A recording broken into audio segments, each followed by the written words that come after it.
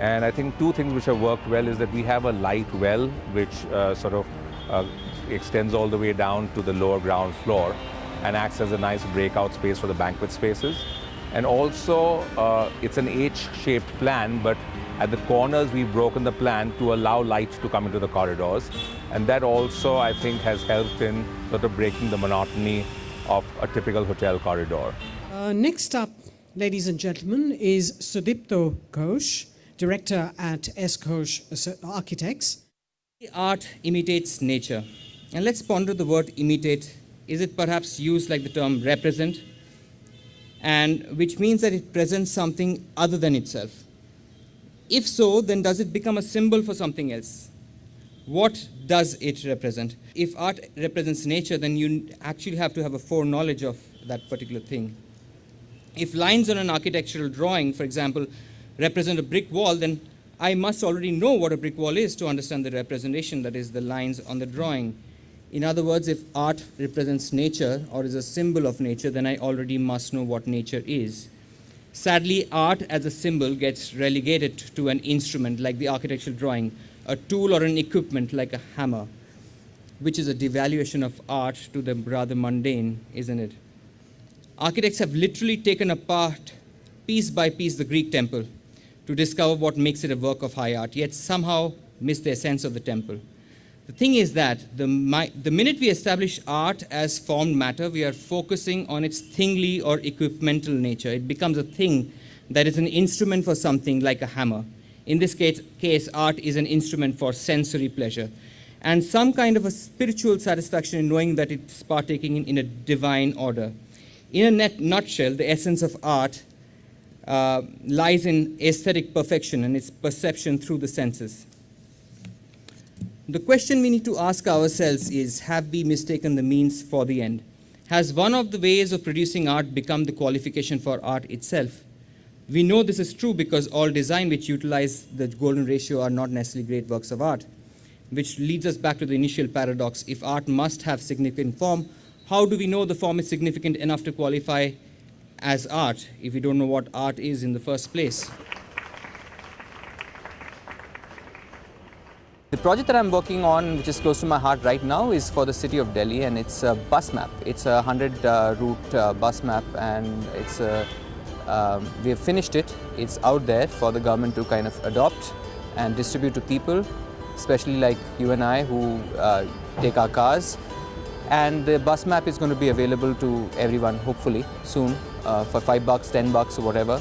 And we've done a bus map which is for 100 routes. It's a cognitive bus map like the ones that you have in other metro cities over the world. It's great for discovery for the city. You can find where things are and where the various locations in Delhi are and which buses go there. So we are on to our final presenter now, and he is Rajesh Dongre, Director, ABRD Architects. Life and art are inseparable. Humans and art have always coexisted. Art is something that evokes emotions, communicates feelings. We've been painting cave walls for over 40,000 years, much before the Greeks or the Egyptians defined what art is. In comparison, we started writing only about a couple of thousand years ago. Art invokes emotions, strong emotions, weak emotions, important emotions, irrelevant emotions, and good and bad emotions.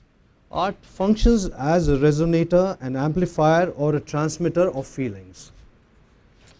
Art nowadays, as we see it, is an outcome of a very formal planned process. Art is assessed and evaluated by a selected critiques or connoisseurs. Some believe art is a supreme human activity, while some consider art as nothing but leisure and fun. For example, pop art, which is visually appealing, it invokes emotions, connects with the masses, larger audiences, and it can be called non-academic. Now there is also art which is art of the underprivileged or art of the oppressed. This art has not been created by people who went to the J.J. College of Art or a Beaux-Arts and so on, and this art is an expression of the self or of something very spontaneous. And now I want to touch upon a phenomena which is we are all experiencing, which is of rapid urbanization. And in our cities, we are looking at a new art form, which is the street art. And here, the city itself is like a new canvas or a palette. We feel that these interventions in the city turn boring cities into something very, very interesting, something which is going to make our cities more beautiful and make people participate in doing something which is spontaneous and fun. One of our first landmark projects was the Alliance Française of Delhi. We realized that contemporary French architecture is like contemporary world architecture. And defining Indian architecture is something very, very difficult. So we realized that Indian architecture can be defined by some underlying principles like use of spaces, the way we use those spaces, and it's a cultural building.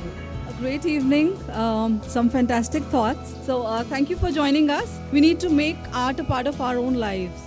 See it, probably merge art and life together, see it in the cities around us, make them more beautiful, make them more arty. So with that thought, thank you and enjoy the evening.